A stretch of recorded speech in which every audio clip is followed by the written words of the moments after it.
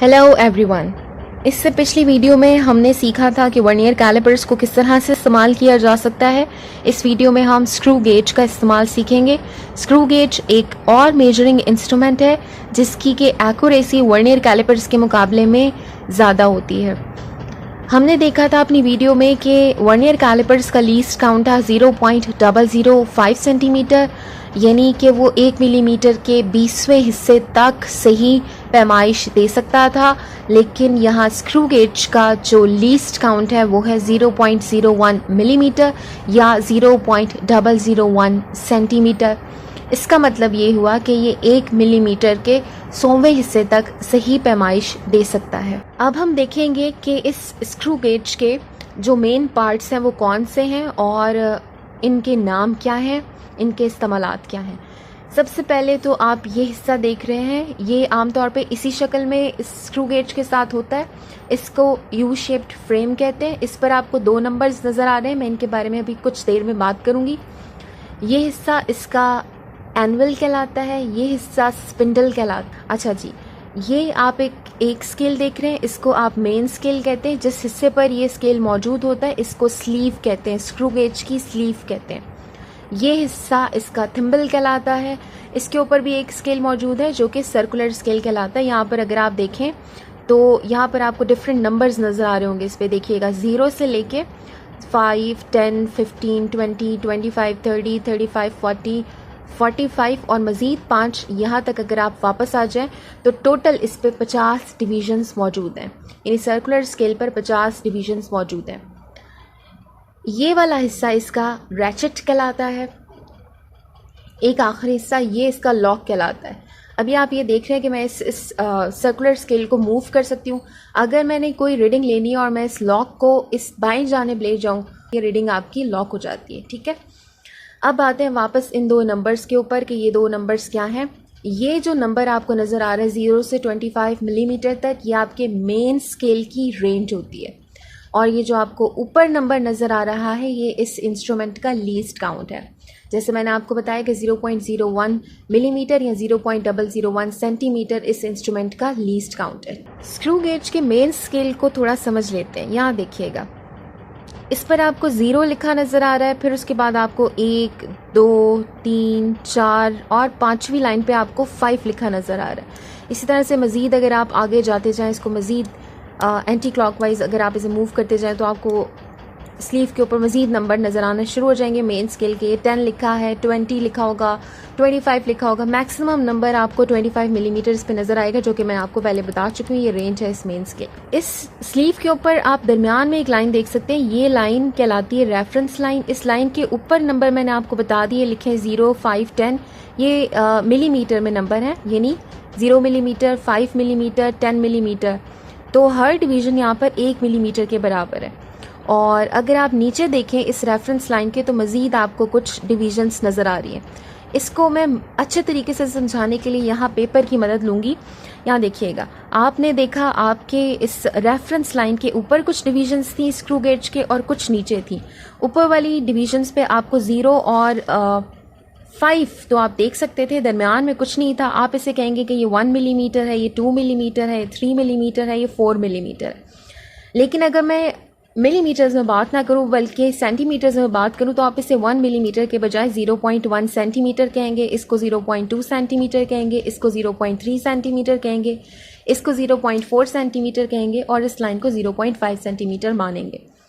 आपने ये भी देखा था कि इस स्क्रू गेज के रेफरेंस लाइन के नीचे भी कुछ लाइंस हैं। ये लाइंस किस तरह से लगाई गई हैं? ये लाइंस ऊपर वाली डिवीजन्स को हाफ्स में तोड़ रही हैं। यानी अगर ये 0 है, ये 0.1 है, तो ये लाइन 0.05 सेंटीमीटर है। अब हम अपने स्केल को पढ़ना सीख लेते हैं।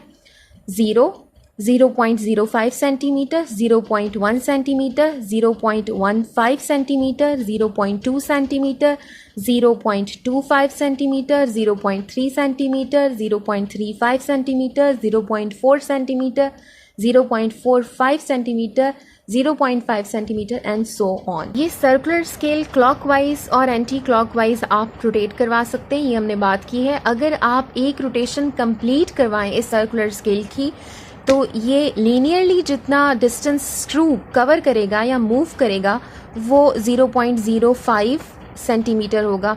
इतने डिस्टेंस को इसकी हम पिच कहते हैं, ठीक है। अब आगे आ जाते हैं और बात करते हैं लीस्ट काउंट पर। लीस्ट काउंट का फॉर्मूला हमारे पास है pitch divided by total number of divisions on circular scale. तो पिच हमने देखी है कि 0.05 सेंटीमीटर है। Total number of divisions on circular scale हमने बात कर ली है कि ये 50 है। अगर आप इन दोनों नंबर्स को डिवाइड करते हैं तो आपके पास रिजल्ट आता है 0.001 सेंटीमीटर। ये इस इंस्ट्रूमेंट का लीस्ट काउंट है, यानी ये इंस्ट्रूमेंट 1 मिलीमीटर के 1/4 हिस्से तक सही पैमाइश आपको दे सकता है। अगर आपकी डिवाइस बंद हो, यानी स्पिंडल और एनवल दोनों कांटेक्ट में हो और आपके सर्कुलर स्केल का जो 0 है वो रेफरेंस लाइन को बिल्कुल फेस कर रहा हो, इसका मतलब ये है कि आपकी डिवाइस एरर फ्री है, इसमें 0 एरर नहीं है। मेरे इस इंस्ट्रूमेंट में 0 एरर नहीं है, लेकिन 0 एरर के साथ भी मैं एक वीडियो बनाऊंगी ताकि आपको 0 एरर सही तरीके से समझ आ जाए। फ़िलहाल मैं ये कैलकुलेशंस करूंगी, मेजरमेंट्स लूंगी और इसमें 0 एरर को इंक्लूड नहीं करूंगी। मैंने एक टेबल प्रिपेयर कर लिया है जिसमें मैं मेजरमेंट लूंगी डायमीटर ऑफ स्मॉल स्फेयर के लिए, उसको मैं नोट करूंगी यहाँ पर इस टेबल में, ठीक। तो ये मेरे पास वो स्फेयर है जिसका कि मुझे डायमीटर मालूम करना है। इस स्फेयर को मैं फिक्स कर दूंगी एनवल और स्पिंडल के बीच में, जो कि मैं आपको पहले इनके नाम बता चुकी हूँ। और जब आपको ये क्रैकिंग साउंड आ जाए यहाँ से, तो यहाँ पर आप इसे रोक दीजिएगा। अपनी रीडिंग को लॉक करने के लिए इस हिस्से को बाएं जानिब मोड़ दीजिएगा। आपकी रीडिंग लॉक हो चुकी है। अब हम देखेंगे मेन स्केल रीडिंग किस तरह से हम नोट कर सकते हैं। यहाँ पर आप देख सकते हैं ये 0 है, 0.05, 0.1, 0.15, 0.2, 0.25, 0.3, 0.35, 0.4, 0.45, 0.5, 0.55, 0.6, 0.65, 0.7 and 0.75। 0.75 वो लास्ट डिवीजन है जो कि आप इस सर्कुलर स्केल के एज से पहले तक देख सकते हैं। यही आपकी मेन स्केल रीडिंग है। तो मैं यहाँ पे मेन स्केल रीडिंग के कॉलम में नोट कर लेती हूँ 0.75 सेंटीमीटर इसका यूनिट है, मैंने ऑलरेडी लिख रखा है। अब हम नोट कर लेते हैं circular scale reading. Circular scale reading लेना बहुत आसान है। आप ये देखेंगे कि सर्कुलर स्केल की कौन सी डिवीजन फेस कर रही है रेफरेंस लाइन को। यहाँ पर 40th डिवीजन जो है वो फेस कर रही है रेफरेंस लाइन को, तो मैं सीधा 40 लिख दूंगी यहाँ पर सर्कुलर स्केल की रीडिंग में। अब फ्रैक्शनल पार्ट इसका एक फॉर्मूला है जो कि कहता है फ्रैक्शनल पार्ट बराबर होता है circular scale reading multiply by least count के। लीस्ट काउंट आपको ऑलरेडी पता है 0.001 है। आपने 40 को 0.001 से मल्टीप्लाई करवा के रिजल्ट इस फ्रैक्शनल पार्ट के कॉलम में लिख देना है। अगर हम ऐसा करते हैं तो हमारे पास यहाँ पे वैल्यू आती है 0.040 सेंटीमीटर, राइट। टोटल रीडिंग के लिए हमारे पास फॉर्मूला होता है fractional part plus main scale reading. तो आपने क्या करना है, इस फ्रैक्शनल पार्ट को, ये जो आपके पास रीडिंग है, इसको मेन स्केल में ऐड करके यहाँ लिख देना है। तो अगर मैं 0.040 के अंदर 0.75 ऐड करती हूँ तो मेरे पास जो वैल्यू आती है वो आती है 0.790 सेंटीमीटर। ये टोटल रीडिंग हो जाएगी। इसके बाद यहाँ पर आपको एक कॉलम नज़र आ रहा है जिसमें मैंने लिखा है CR। ये करेक्टेड रीडिंग है और ये इक्वल होती है टोटल रीडिंग माइनस 0 एरर के। 0 एरर मेरे इंस्ट्रूमेंट में कोई नहीं था, इसलिए मैं टोटल रीडिंग में से 0 एरर जब सब्ट्रैक्ट करना चाहूँगी तो 0 ही सब्ट्रैक्ट होगा, इसलिए मेरे ये रीडिंग एज इट इज़ इस कॉलम में रिपीट हो जाएगी। अगर आपके इंस्ट्रूमेंट में 0 एरर होगा तो आप उसे सब्ट्रैक्ट करेंगे। 0 एरर पर मैं एक डिटेल वीडियो बनाऊंगी ताकि आपको मालूम हो सके कि आप 0 एरर के साथ काम किस तरह से कर सकते हैं, ठीक है। तो मैं इस रीडिंग को वापस रिपीट करती हूँ 0.790। सेम मेथड आप रिपीट करेंगे और आप पहली, दूसरी और तीसरी रीडिंग लेंगे मेन स्केल के लिए, सर्कुलर स्केल के लिए। इसी तरह से आप फ्रैक्शनल पार्ट नोट करेंगे, टोटल रीडिंग और करेक्टेड रीडिंग। जब आपके पास 3 रीडिंग्स हो जाएंगी तो आप क्या करेंगे कि फॉर एग्जांपल आपने ये कहा कि आपके पास आया है डायमीटर 1, इधर आपके पास आ जाएगा डायमीटर 2, इधर आपके पास आ जाएगा डायमीटर 3। आप क्या करेंगे, आप फॉर्मूला, यहाँ मीन का कॉलम है, इस मीन में आप लिखेंगे mean is equal to D1 plus D2 plus D3 divided by 3। आप इन तीनों रीडिंग्स को ऐड करेंगे, 3 से डिवाइड करेंगे और जो भी आपके पास रिजल्ट आएगा वो आप मीन के कॉलम में लिख देंगे।